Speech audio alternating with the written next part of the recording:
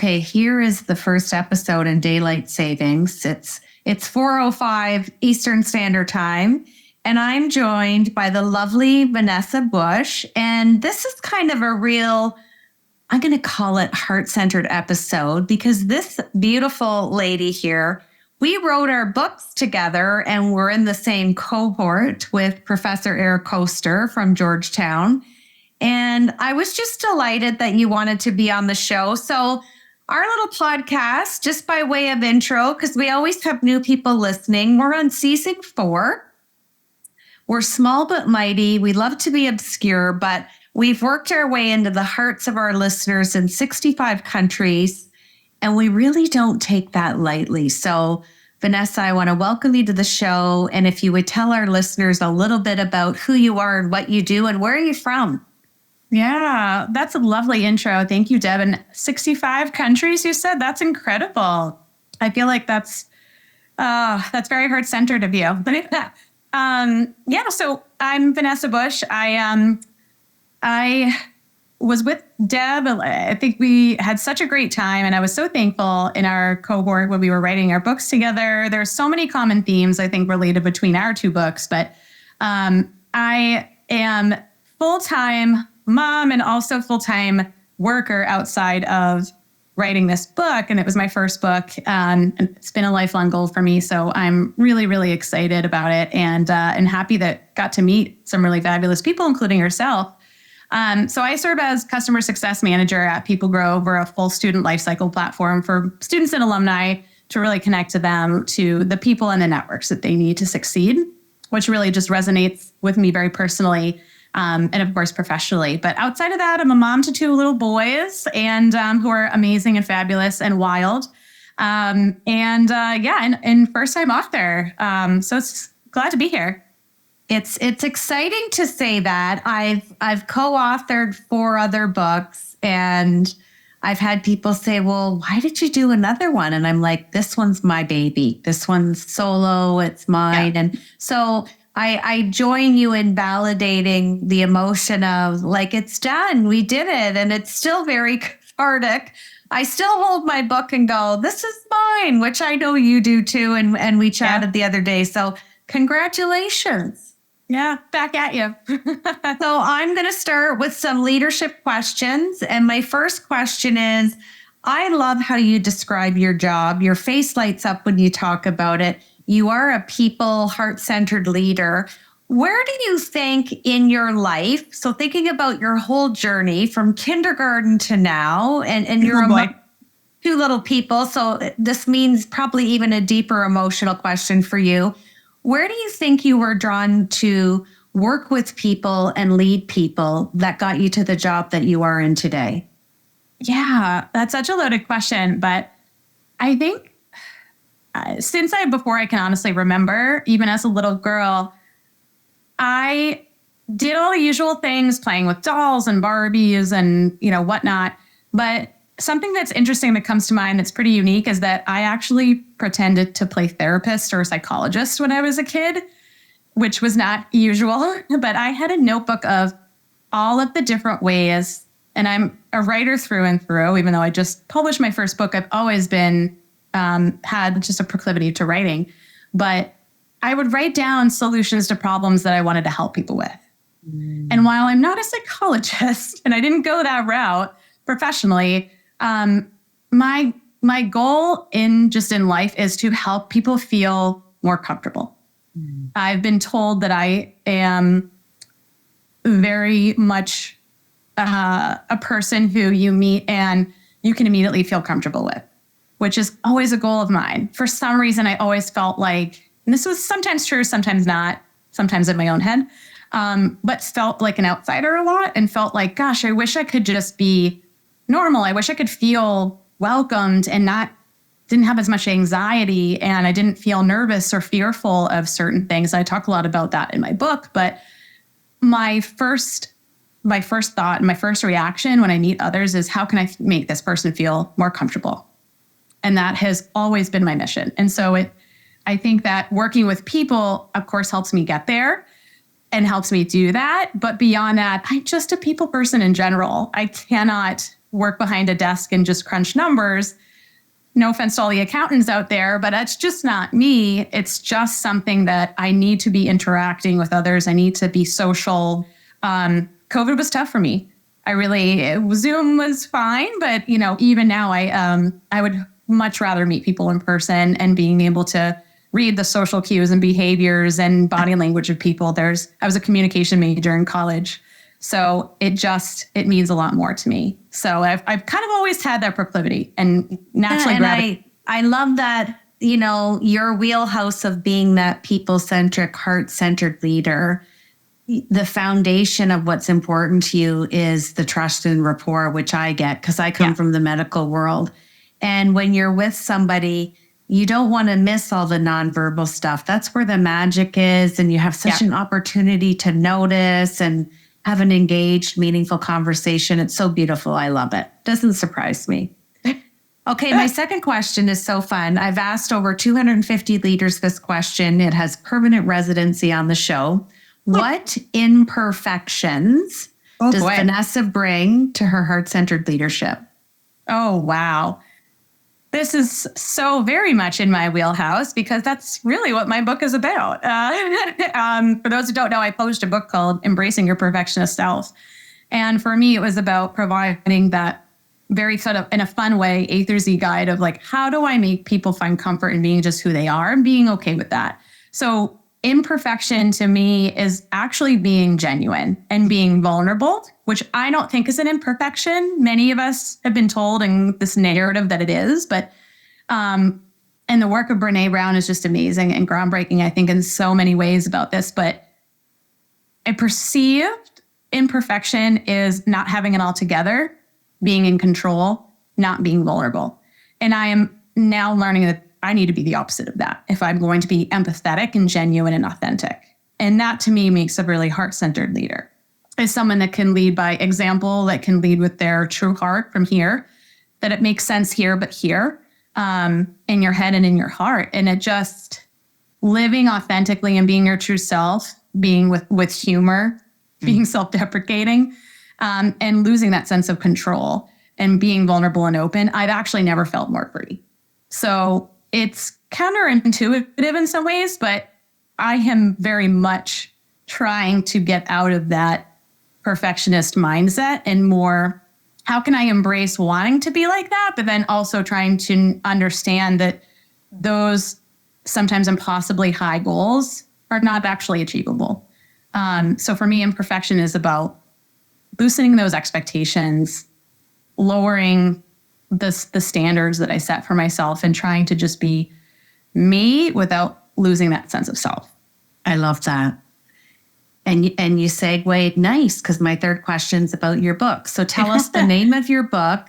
Yeah. Tell us how you got the discipline and structure to drop the imperfection to get this book written.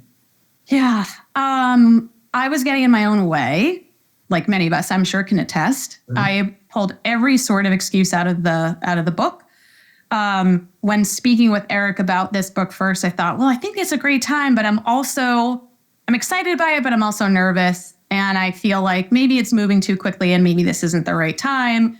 We just, moved homes and I have a young child. At the time I had a 3-year-old and like just a very recent newborn and thinking, gosh, well, this probably doesn't seem like the best time to write a book. And just in talking to him and others was like, well, it's never going to be a good time. I'm always going to find an excuse in some way to not do it. But this was the reason I wrote the book. And again, it's called Embracing Your Perfectionist Self, a Satirical A-Z guide on finding comfort and inspiration being good enough, was because I felt like I owed it to myself.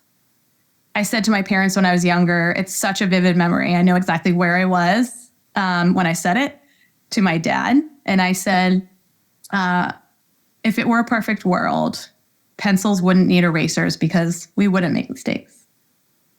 And that probably should have sent me to therapy right away. But, my dad was like, that's interesting. Like, why is an 8-year-old so afraid of making mistakes? Why do I think that's always a bad thing? Mm. And for me, writing the book was very cathartic because it allowed me to realize that I am imperfect and that's okay. It's good to have goals and it's good to be grounded in wanting more and be ambitious, but I don't have to be the best. I can just try my best. I can lose a little bit of control, but still be in control of my own feelings and my own actions. There was just learning how to let go of certain expectations, certain goals, certain unattainable reaches, and realizing that, again, humor, empathy, and being true to you are just so freeing. And writing it for me, but also writing it for my sons. I want to be that good example to them. I don't want them to grow up in an environment that I did. And it wasn't parent driven. It was more community driven for me, where it was like growing up, you had to get A's. An A- was like, an A was better, an A+ was better. You had to be in honors classes. If you were in college prep, that was considered not so great. If you were trying your best, that was fine, but you got to really, really reach higher. You got to be number one all the time. And I just felt like that was exhausting. And I was tired of living in that cycle. So I wrote it for me, that 8-year-old self. I wrote it for my sons. And oddly enough, it was actually pretty easy. Dare I say easy? I felt like the words were just sort of coming out. It was very, like I said, cathartic. I felt like it was always in me. I just needed to put that down on paper. And a lot of people who know me well are like, you're a mom and you just moved houses and you've got an actual full-time job, like outside of writing. When are you doing this? And I said, well, they're like, that seems like such a huge task and such a huge goal. How do you break it down? I'm like, small goals can really help you achieve big things.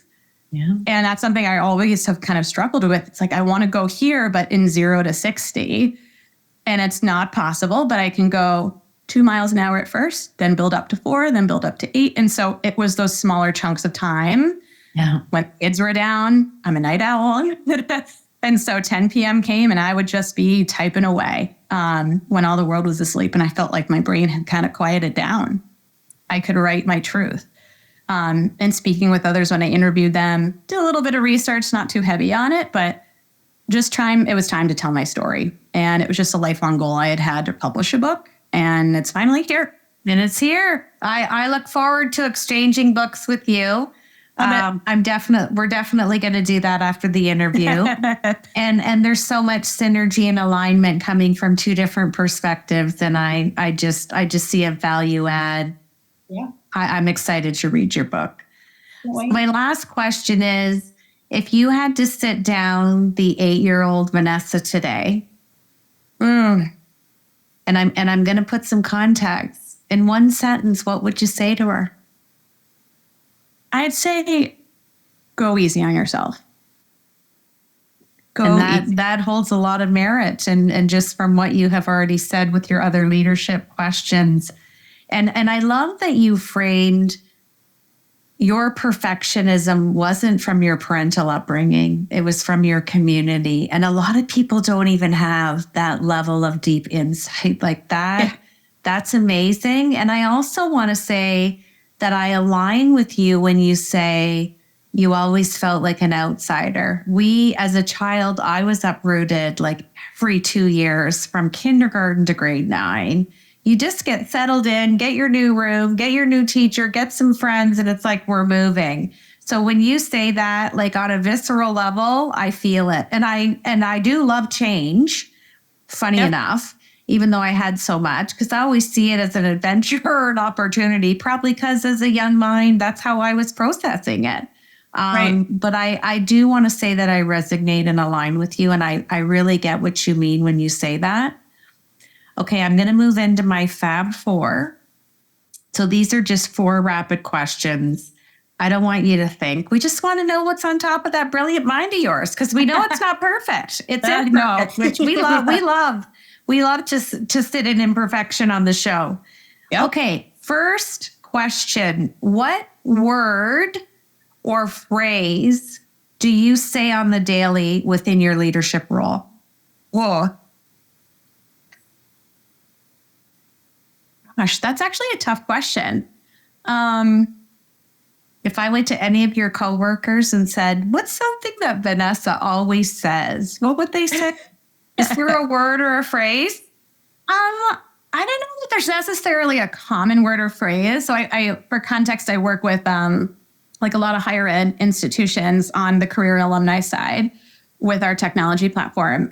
So I'm always trying to make recommendations. I would say probably the top word I say is most likely strategy, because I'm trying to create some sort of cohesive strategic like ideas and decisions that then those teams can then take and run with. Because recognizing not every audience is going to be the same. Not every partner has the same goals. Absolutely. Okay, second question, and you can't use your own book.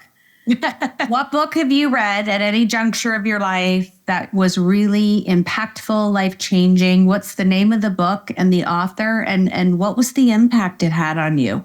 Oh gosh, that is such a great question. I'm actually really glad you asked because I know exactly what to say here. The book that really is amazing is called, it's actually an Australian author. It's First, We Make the Beast Beautiful.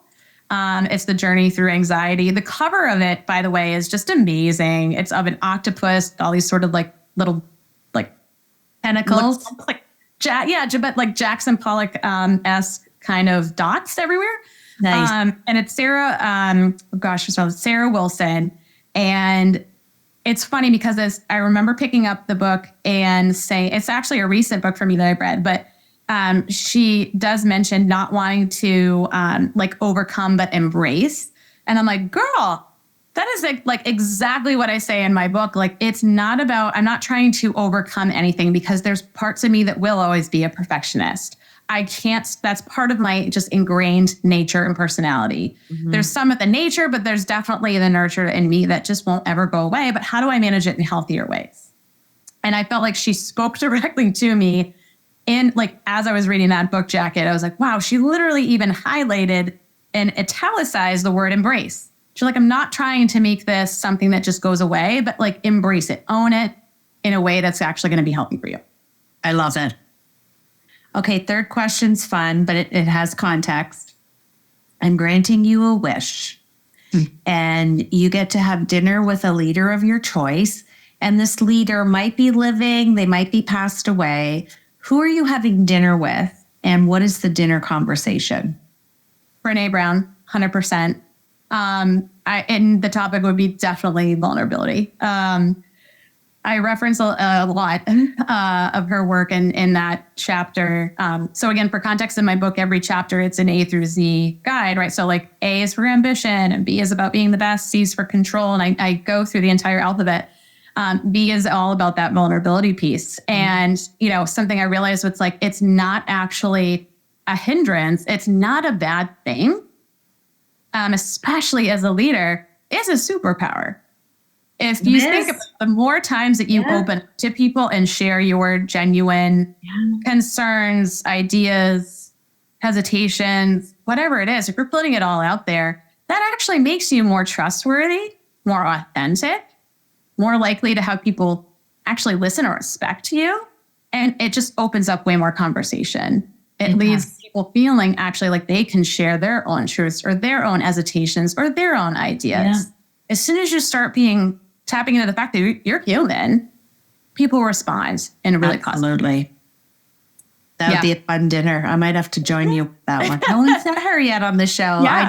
I'm the same. I love her work. I love all of her books. A story that I've never told on the show is, I think after her third book, I think it was Dare to Lead. Mm-hmm.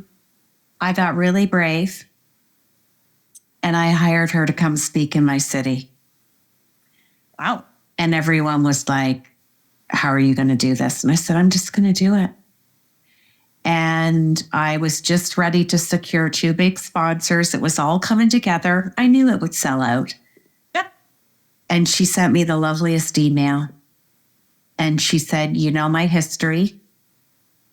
And she said, they just added 25 tour dates to my book tour. And I can't come to London. But she said, our paths will meet again if they're supposed to.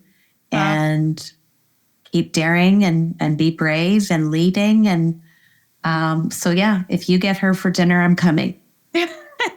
You're my first call, Deb. And I hope to get her because I would love to have her come speak in our city. And I love her vulnerability. I love how she talks about her mental health, and super big fan as well. And I do reference her a little bit in my book. So I think we're really going to enjoy each other's books by the sounds of things.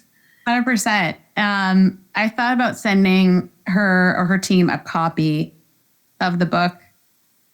Why not? Why not? Exactly. What is the worst? Why not? As my mom used to say, brilliant woman. She said, if you never ask, the answer is always no. Yeah. And that is one of those little nuggets that's always stuck with me. It's like, well, if you never put out the question, you'll never get an answer.